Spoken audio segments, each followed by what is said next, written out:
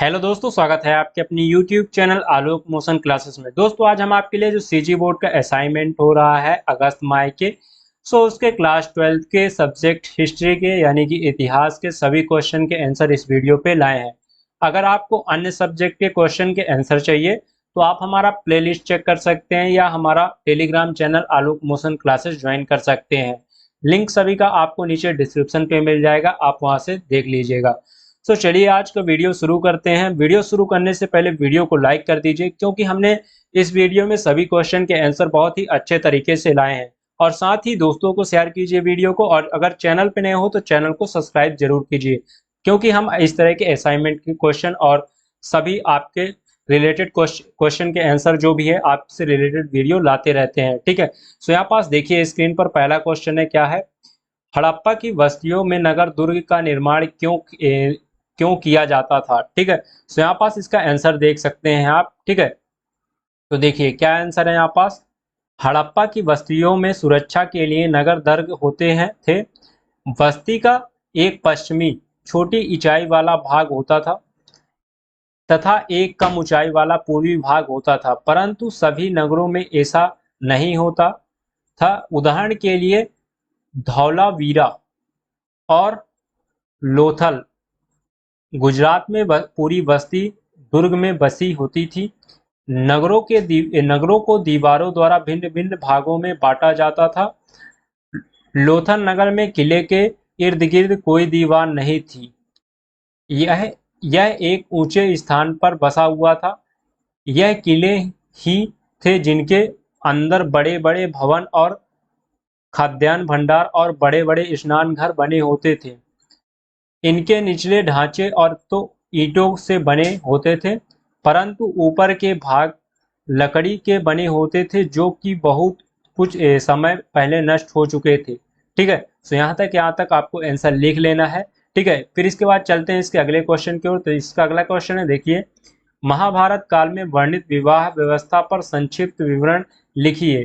ठीक है, तो यहाँ से यहाँ तक आप इसका आंसर देख सकते हैं क्या है। ठीक है, तो अगर आप वीडियो रोक कर लिखेंगे तो अच्छी बात है। अगर आपको पीडीएफ चाहिए तो आप हमारा टेलीग्राम चैनल ज्वाइन करिए। आपको वीडियो के बीच में बताया जाएगा कि आपको पीडीएफ कैसे मिलेगा टेलीग्राम से। ठीक है, तो यहाँ पास देखिए इसका उत्तर। महाकाव्य तथा वैदिक काल में विवाह के अनेक प्रकार प्रचलन थे। इस समय विवाह के कुल 8 प्रकार थे। इनमें से 4 मान्य तथा 4 अमान्य प्रकार के थे। ठीक है, इस विवाह को 2 भागों में विभाजित किया जाता था। प्रथम अनुमोल अनुलोम विवाह, जिसमें पुरुष उच्च वर्ग का तथा स्त्री निम्न वर्ग की होती थी। ठीक है, तथा द्वितीय प्रतिलोम विवाह में स्त्री उच्च वर्ग की तथा पुरुष निम्न वर्ग का होता था। विवाह प्राय समान वर्ण में ही मान्य था। ठीक है, वर्ण से बाहर विवाह करने से वर्ण सकर संतान उत्पन्न होती थी। एक ही वर्ण में विवाह को अत्यधिक महत्व दिया जाता था, क्योंकि आर्यों को भय था कि वर्ण से बाहर विवाह होने से रक्त में अशुद्धता आ जाएगी। इन सबके अतिरिक्त समाज में विवाह के अन्य प्रकार भी प्रचलन थे, जैसे बहुपत्नी विवाह तथा बहुपति विवाह। इस प्रकार इस काल में विवाह की जटिल प्रक्रिया प्रचलन आ चुकी थी। ठीक है, तो यहाँ से यहाँ तक आपको इसका आंसर लिख लेना है। ठीक है, फिर इसके अगले क्वेश्चन की ओर चलते हैं। तो यहाँ पास इसका अगला क्वेश्चन है, क्वेश्चन नंबर 3। देखिए क्या है। हड़प्पा सभ्यता के शहरों में लोगों को उपलब्ध भोजन सामग्री की सूची बनाइए। इन वस्तुओं को उपलब्ध कराने वाले समूह की पहचान कीजिए। ठीक है, तो यहाँ देख सकते हैं आप इसका आंसर। देखिए क्या है, इसका आंसर ये है। ठीक है, और भी आगे अभी, और ये है। ठीक है, यहाँ तक है इसका आंसर। यहाँ पास देखते हैं क्या है।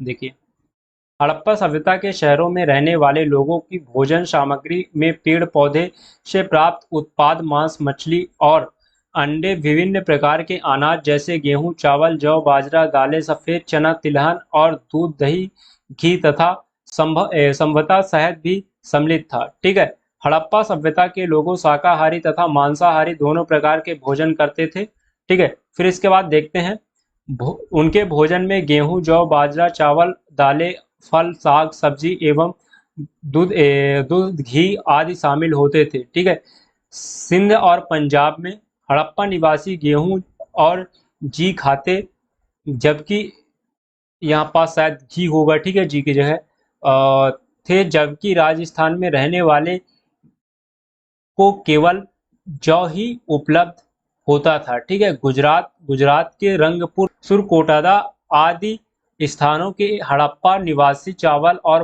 बाजरा पसंद करते थे। वे तेल और चर्बी तिल, सरसों और संबता घी से प्राप्त करते थे। भोजन को मीठा बनाने के लिए संबता शहद का प्रयोग करते थे, जब क्योंकि यह निश्चय पूर्वक नहीं कहा जा सकता कि उन्होंने गन्ना उगाना आता था या नहीं। हड़प्पा स्थलों से मिलने वाले अनार तथा खजूर के बीजों से यह पता लगता है कि वे दोनों उनके भोजन का महत्वपूर्ण अंग थे। वे मांसपेशियों, भेड़, बकरी, भैंस, सुअर, हिरन, घड़ियाल आदि का मांस, मछली और अंडे भी खाते थे। शहरों में रहने वाले हड़प्पई लोग संग्रहकर्ताओं, अखेटकों, मछुआरों, किसानों, व्यापारियों आदि के से भोजन सामग्री प्राप्त करते थे। ऐसा प्रतीत होता है कि शहरी हड़प्पई लोग स्वस्थ पशुओं का शिकार नहीं करते थे, वे अन्य अखेटक समुदायों से पशुओं का मांस प्राप्त करते थे, ठीक है। तो यहाँ तक इसका आंसर है। फिर इसके बाद देखते हैं इसका अगला क्वेश्चन क्या है। अगला क्वेश्चन है, देखिए यहाँ पास ये है, महाभारत क्या है? समालोचात्मक संस्करण में संदर्भ में बी.एस. सुधांकर की परियोजना का वर्णन कीजिए, ठीक है। तो यहाँ पास इसका आंसर देख सकते हैं आप। महाभारत क्या है, सबसे पहले यहाँ बताया गया है, ठीक है। तो देखिए क्या बताया गया है, यहाँ से यहाँ तक है। महाभारत हिंदुओं का, यहाँ से यहाँ तक नहीं, अभी और है, ठीक है, ये भी है आपका, ये है, हाँ ठीक है, ये है आपका महाभारत क्या है। फिर इसके बाद आगे का बताता हूँ क्या है, ठीक है। ये तो देखिए, महाभारत हिंदुओं का एक प्रमुख काव्य ग्रंथ है जो स्मृति के इतिहास वर्ग में आता है। यह काव्य ग्रंथ भारत का अनुपम धार्मिक, पौराणिक, ऐतिहासिक और दार्शनिक ग्रंथ है, ठीक है। इसके बाद है विश्व का सबसे लंबा यह साहित्यिक ग्रंथ और महाकाव्य हिंदू धर्म के मुख्यतम ग्रंथों में से एक है। इस ग्रंथ को हिंदू धर्म में पंचम वेद माना जाता है, ठीक है। फिर इसके बाद देखिए महाभारत की रचना इसी में है। इतिहासकारों का मानना है कि यह वेद व्यास द्वारा लिखा गया था, लेकिन अधिकांश इतिहासकारों का मानना है कि यह कई लेखकों की रचना है, ठीक है। इसके बाद है, इसमें केवल 8,800 श्लोक थे। बाद में छंदों की संख्या बढ़ाकर 1 लाख हो गई। 1919 में एक महत्वपूर्ण काम शुरू हुआ था। वी.एस. सुधांकर ने नेतृत्व में एक प्रसिद्ध संस्कृत विद्वान, जिन्होंने महाभारत के एक महत्वपूर्ण संस्करण को तैयार करने के लिए समर्थन दिया, ठीक है। फिर इसके बाद है, महाभारत का पुराना नाम जय संहिता था। महाभारत की रचना 1000 वर्ष तक होती रही है। लगभग 500 बीसी महाभारत में उस समय के समाज की स्थिति तथा सामाजिक नियमों के बारे में जानकारी मिलती है, ठीक है। फिर इसके बाद देखिए यहाँ पास है इसका अगला जो क्वेश्चन है, इसी में देखिए अगला क्वेश्चन इसका क्या है, समालोचात्मक संस्करण के संदर्भ में, ठीक है। तो ये है परियोजना का वर्णन करना है, तो यहाँ पास इसका अगला का यहाँ से है, ठीक है। तो इसको भी लिखना है आपको इसी में, ठीक है। महाभारत का समालोचात्मक संस्करण, ठीक है। सो यहाँ पास देखिए 1919 में संस्कृत भाषा के एक महान विद्वान, ठीक है, के नेतृत्व में एक बहुत महत्वाकांक्षी परियोजना की शुरुआत हुई। इस परियोजना का उद्देश्य था महाभारत नामक एक महाकाव्य की विभिन्न जगहों से प्राप्त विभिन्न पांडुलिपियों को इकट्ठा करके एक किताब का रूप देना, ठीक है। फिर इसके बाद है, देखिए बहुत सारे बड़े बड़े विद्वानों ने मिलकर महाभारत का समालोचात्मक संस्करण तैयार करने की जिम्मेदारी उठाई। विद्वानों ने सभी पांडुलिपियों में पाए गए श्लोकों की तुलना करने के का एक तरीका ढूंढा और निकाला, ठीक है, ढूंढ निकाला, ठीक है। फिर विद्वानों ने उन श्लोकों को चुना जो लगभग सभी पांडुलिपियों में लिखे हुए थे, ठीक है। फिर इसके बाद देखिए, इन सब का प्रकाशन लगभग 13,000 पन्नों में फैले अनेक ग्रंथ खंडों में हुआ। इस परियोजना को पूरा करने में 47 साल लगे, ठीक है। फिर इसके बाद है, इस पूरी प्रक्रिया में विशेष 2 बातों का विशेष रूप से उभर कर आई है, ठीक है। तो यहाँ पास देखिए क्या है वो।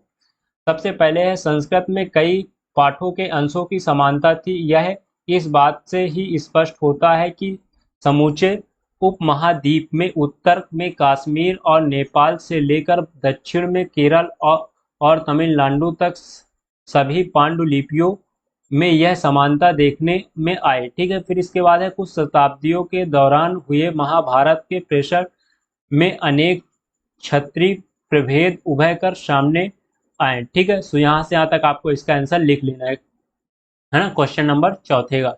ठीक है, तो ये हो गया आपके क्वेश्चन नंबर चौथा, और फिर यहाँ तक हमने क्या कर लिया, सभी क्वेश्चन का आंसर कर लिया। ठीक है, इस वीडियो में। तो उम्मीद है आपको वीडियो पसंद आई होगी। अब मैं आपको बता देता हूँ कि आपको इसका पीडीएफ कहाँ मिलेगा। तो देखिए, आपको टेलीग्राम चैनल ज्वाइन करना है, और टेलीग्राम चैनल ज्वाइन करने के बाद आपको यहाँ पास एक मैं कोड बताता हूँ, वहाँ लीव अ कमेंट का ऑप्शन रहता है। तो वहाँ पास अगर आप CS12 डालते हैं तो आपको इस इतिहास सब्जेक्ट का सभी क्वेश्चन के आंसर का पीडीएफ मिल जाएगा। ठीक है, सो उम्मीद करता हूँ आपको वीडियो पसंद आई, तो वीडियो को लाइक करें, अगर चैनल पे नए हो तो चैनल को सब्सक्राइब करें, साथ ही वीडियो को दोस्तों के साथ शेयर करें। मिलते हैं अगली वीडियो पर, तब तक के लिए बाय बाय।